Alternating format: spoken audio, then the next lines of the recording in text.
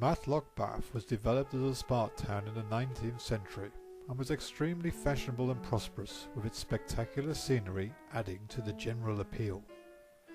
The advent of the railways in the 1860s brought day trippers by the score. It was at this time that Matlock Bath developed its inland seaside resort image that it still carries today, and it has been said that the village resembles Switzerland, if on a lower scale. With the advent of large numbers of visitors to the village, attractions and entertainment venues sprang up to satisfy the public's need. Interestingly, the Grand Pavilion that we know today was not the first building in Matlock Bath to carry the name Pavilion. We see in this picture here the first Matlock Bath Pavilion, a grand and ambitious building sitting above the Royal Hotel. Sadly, neither of these buildings still exist, but if you ever take your children on a trip around Gulliver's theme park, you might see some signs of the original pavilion building that was there before it. We can see from the following photographs of the fish pond area of Matlock Bath, a time before the Grand Pavilion was built, and looking back down into the heart of the village and up to the heights of Abraham.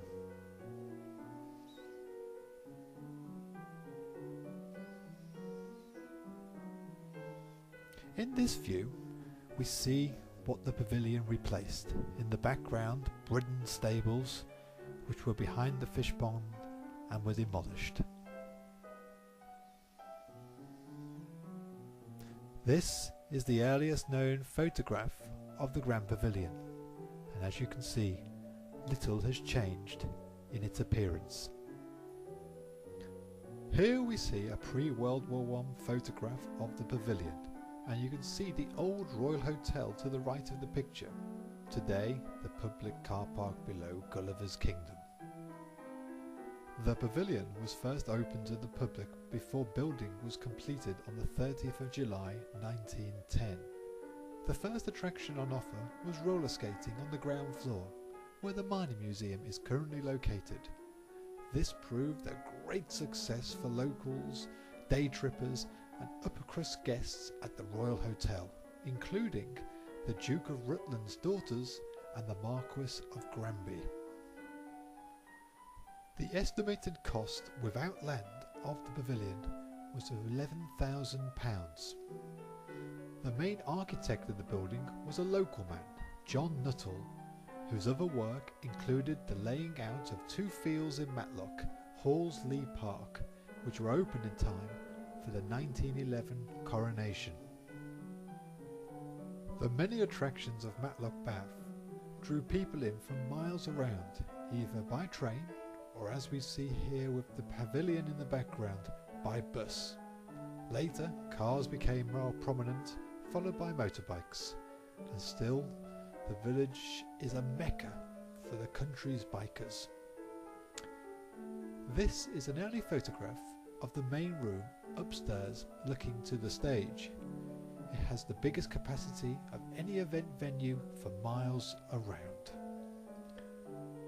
Building started on the 3rd of January 1910, the main contractor being Ford & Sons of Derby.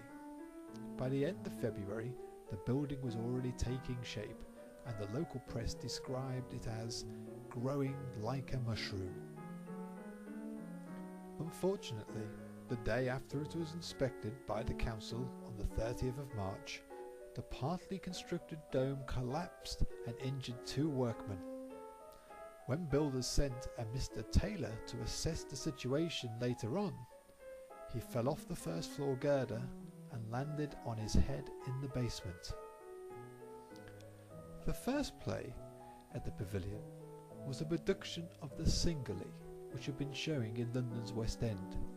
This was followed by the second production called Charlie's Aunt.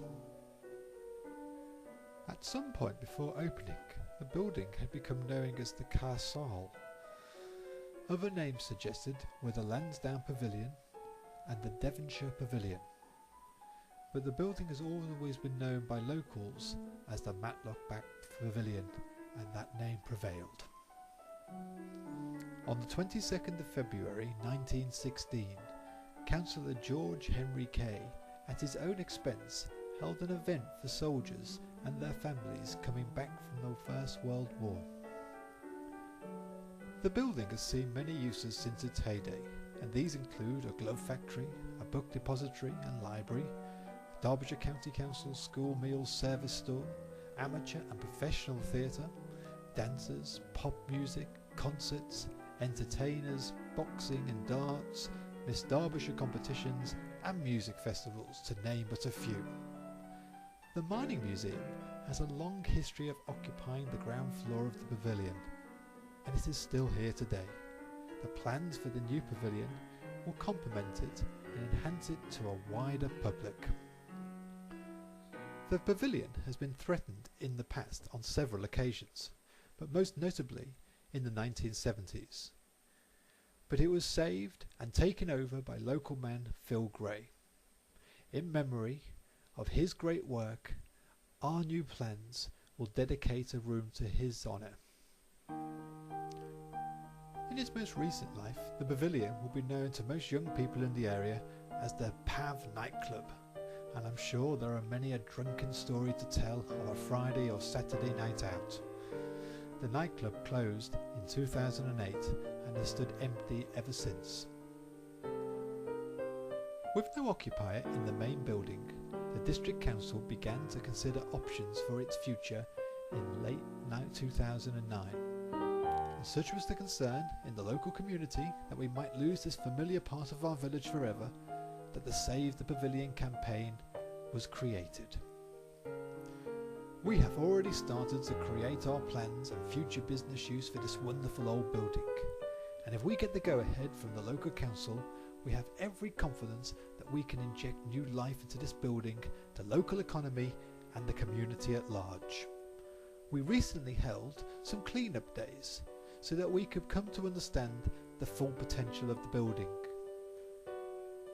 Volunteers gave their time to help empty out years of accumulated rubbish and oddities, opening up the windows in the main auditorium for the first time in over a decade, unveiling an exciting space and a theatre which is potentially unmatched in the Derbyshire Dales area. The more we uncovered, the more the excitement of the volunteers and the visitors grew about what we could do if we were given the chance to carry through on our plans. That excitement doubled when we started to unveil the layers of history and see the original charm and elegance that has attracted people over the years. This is shown here by the unveiling of the original features of the stage decor, almost completely intact. The torch has now been passed to us to save this iconic building and fasten it in the hearts and minds of the people who live here and come to this little seaside village not by the sea.